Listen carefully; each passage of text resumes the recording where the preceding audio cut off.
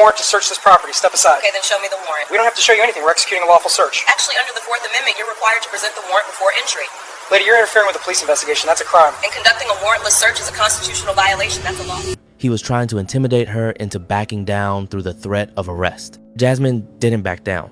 She called out his violation as what it was, a constitutional violation that would result in a lawsuit. Then she dropped the question again. The one question Derek couldn't answer with anything other than the truth. That's when Derek made his fatal mistake. Instead of answering the question, he challenged her authority. Who the hell does she think she was? Jasmine told him exactly who she was. An assistant United States attorney who prosecuted corrupt police officers for a living. And she told him something that should have made all three officers immediately walk away and call their supervisor. She told them that if they entered without showing a valid warrant, she would have federal charges filed against them by Monday morning. Not a threat, a promise. Backed by the full weight of the United States Department of Justice. Quick question for you watching. Have you ever wondered what happens when police meet someone who actually has the power to prosecute them? Drop a comment below. Derek froze. He looked at Chris and Rebecca. You could see the calculation happening. Were they really going to walk away from a search because someone was questioning them? Derek pulled out a folded document from his pocket. He held it up for Jasmine to see through the crack in the door. Jasmine told him to slide it under the door so she could read it properly.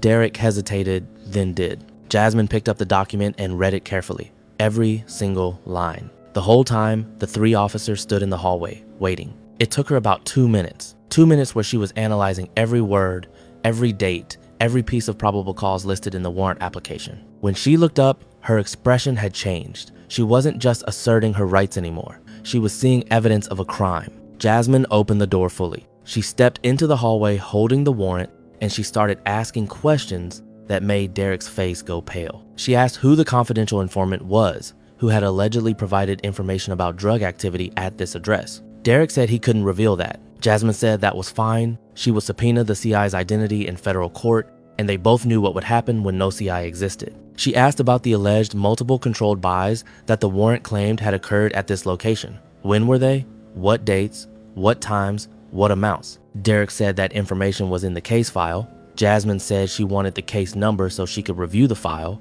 Derek gave her a number. She asked which unit they were actually searching. Derek said both. Jasmine asked why both units when they had no specific information about either unit. Derek said the warrant covered the whole building. Jasmine pointed out that a warrant has to be specific about the place to be searched, and searching an entire building when you only have suspicion about one unidentified unit was a general warrant prohibited by the Fourth Amendment. Derek was sweating now. Not from heat, from pressure. Jasmine asked one more question. She asked if the magistrate judge who signed this warrant was Judge Patricia Morrison. Derek looked at the warrant and confirmed that yes, it was Judge Morrison. Jasmine smiled. Not a happy smile. A smile that meant someone was about to have a very bad day. She told the officers that she knew Judge Morrison personally. That Judge Morrison was extremely careful about warrant applications and would not have signed off on a warrant this sloppy unless someone had misrepresented the facts to her. She told them that she would be visiting Judge Morrison first thing Monday morning with this warrant and would be asking very specific questions about what they had represented to her. Then Jasmine asked a question that ended everything. She asked if this warrant had been obtained by Detective Derek Mullins. Derek confirmed he was Derek Mullins. Jasmine asked if he was the same Derek Mullins who had been investigated twice before by Internal Affairs for questionable search warrants. The silence was deafening. Jasmine told them they had two choices. They could walk away right now. She would file a complaint with their department and with the U.S. Attorney's Office, and there would be an investigation. Or they could try to execute this clearly defective warrant, and she would personally ensure that federal criminal charges were filed for deprivation of rights under color of law, which carried a maximum sentence of 10 years.